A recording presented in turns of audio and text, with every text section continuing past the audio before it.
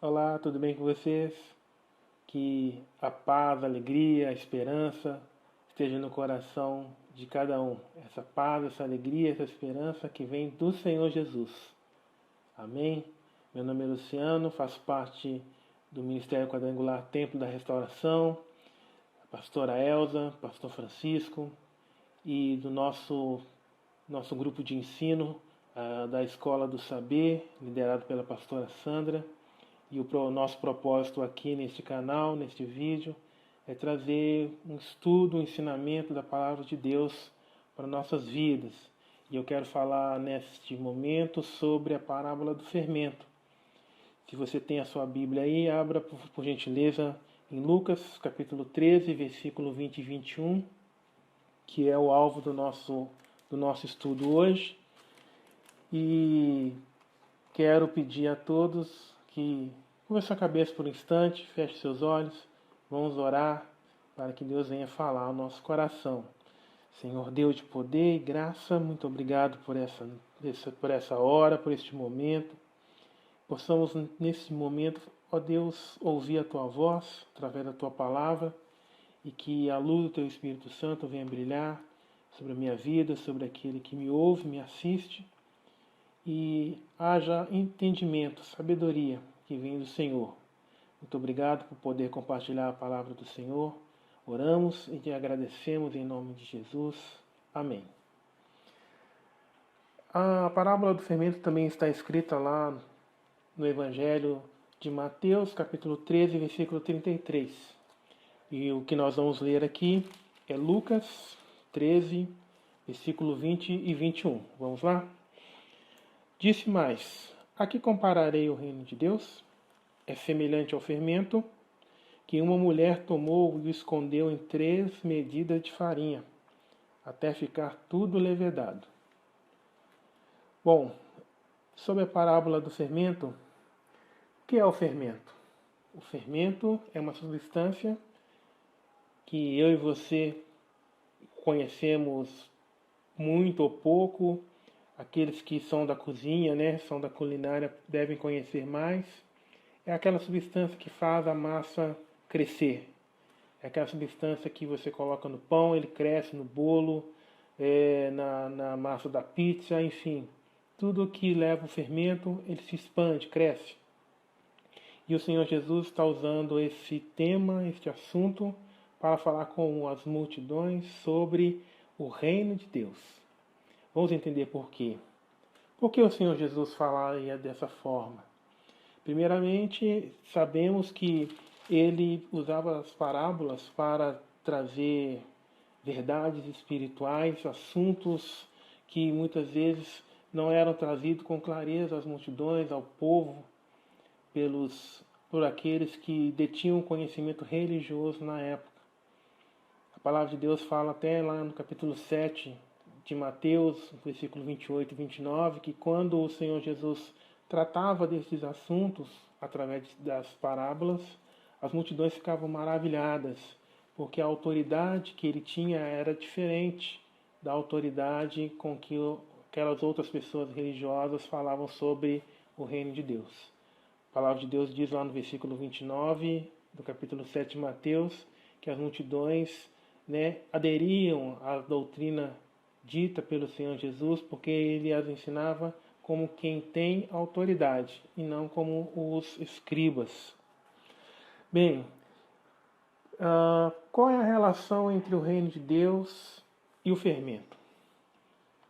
Bem verdade que o Senhor Jesus não explicou, não trouxe, não está registrado na Bíblia a explicação da parábola, mas como é algo tão comum, tão simples, no sentido de que era algo de fácil reflexão para aquelas pessoas, eu creio e é o que eu quero tratar aqui, qual é a relação entre o fermento e o reino de Deus.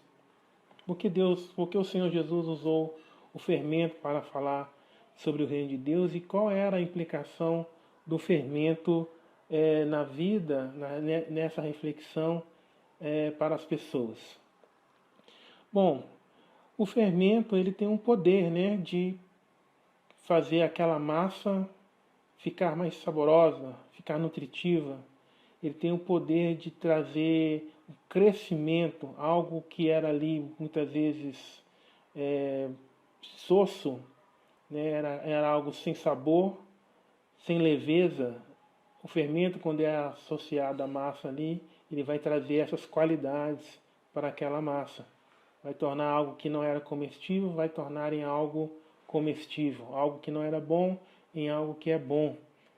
E o reino de Deus, como fermento nas nossas vidas, ele também tem esse poder. Ele tem o poder de transformar as nossas vidas. O reino de Deus, quando ele é misturado à nossa vida, ele tem poder de nos transformar. Tem poder de transformar a área das nossas vidas, tem poder de transformar os nossos pensamentos, o nosso intelecto, tem poder de transformar as nossas atitudes, a maneira com que nós enxergamos a nós mesmos e a maneira que nós enxergamos o mundo ao nosso redor.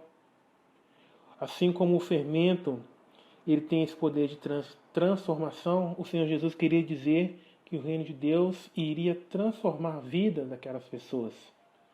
O fermento, quando ele é misturado à massa, faz a massa crescer. E a situação daquela massa a massa só termina de crescer depois que o fermento atua em toda a massa. Assim também, o Senhor Jesus estava querendo dizer para aquelas multidões que o reino de Deus, ele vai alcançar todas as pessoas no mundo inteiro.